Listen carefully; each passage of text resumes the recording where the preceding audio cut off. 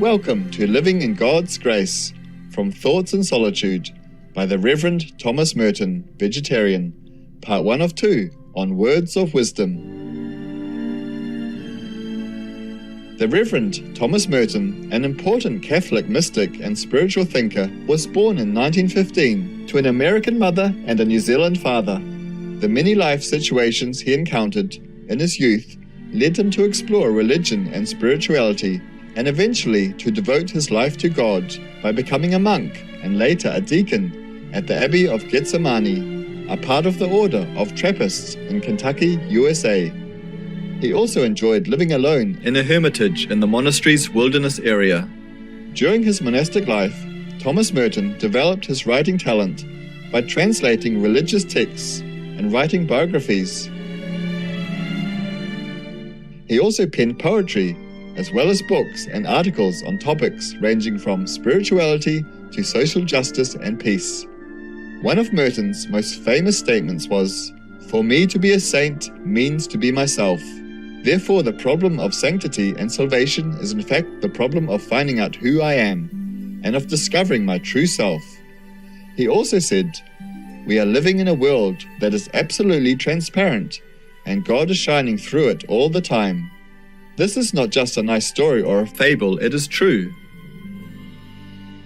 Believing in the equality of all religions, Thomas Merton became deeply interested in Eastern traditions in the later years of his life. He also held lively discourses with His Holiness the 14th Dalai Lama.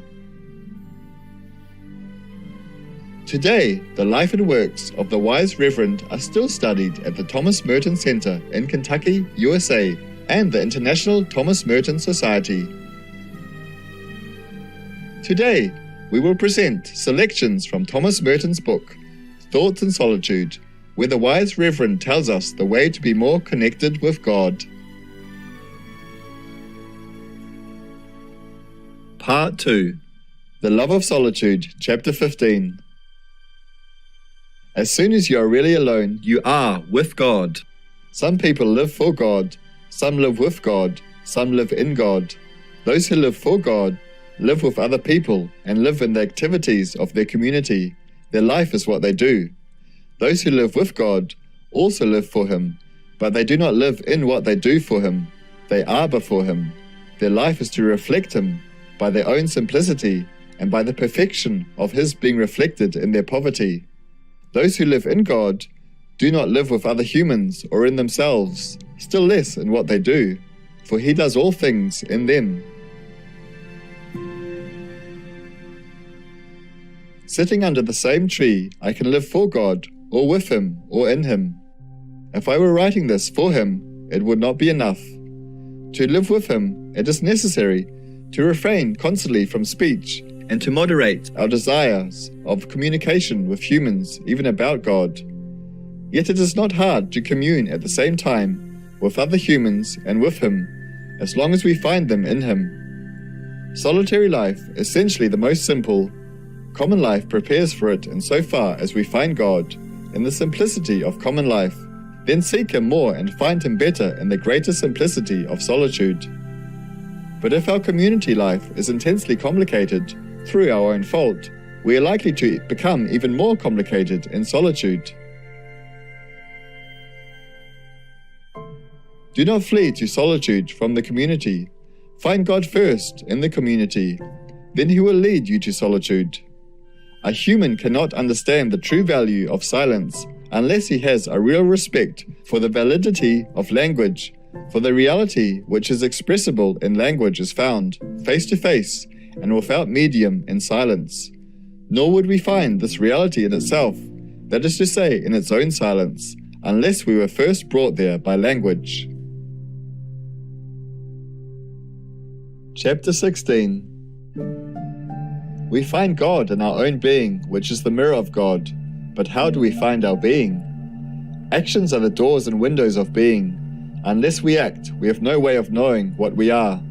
And the experience of our existence is impossible without some experience of knowing or some experience of experience.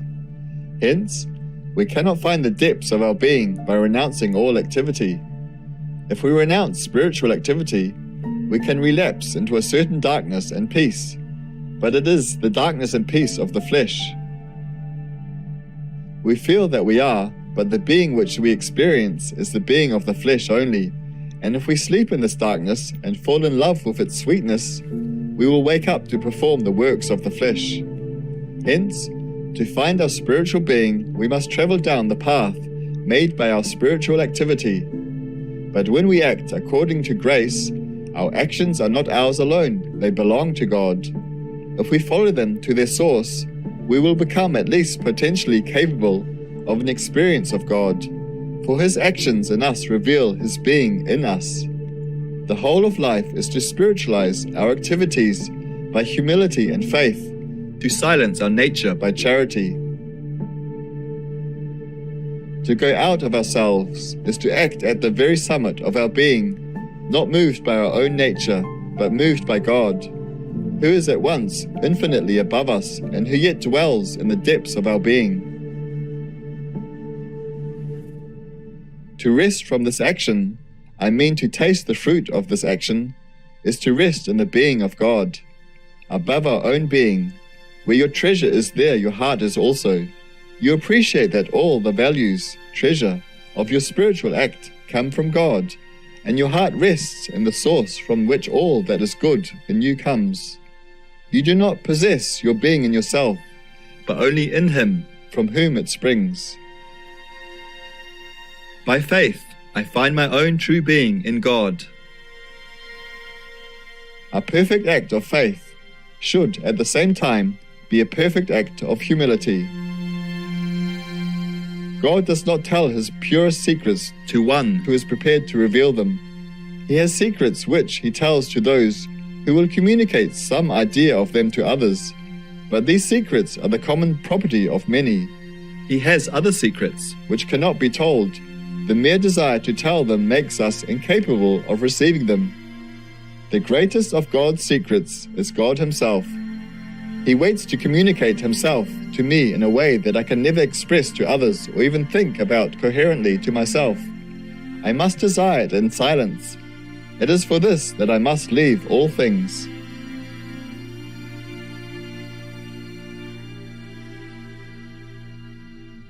Chapter 17. The great work of the solitary life is gratitude. The hermit is one who knows the mercy of God better than others because his whole life is one of complete dependence in silence and in hope upon the hidden mercy of our Heavenly Father.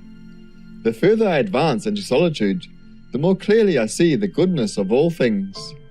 In order to live happily in solitude, I must have a compassionate knowledge of the goodness of others, a reverent knowledge of the goodness of all creation, and a humble knowledge of the goodness of my own body and of my own soul.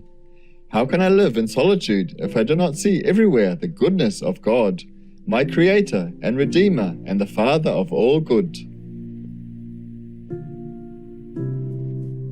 For more information about Thomas Merton, vegetarian, please visit merton.org. I've always had a pretty sensitive stomach, but when I cut animal products out of my diet, I felt so much better. Kate Mara, vegan. Generous viewers, thank you for watching today's Words of Wisdom.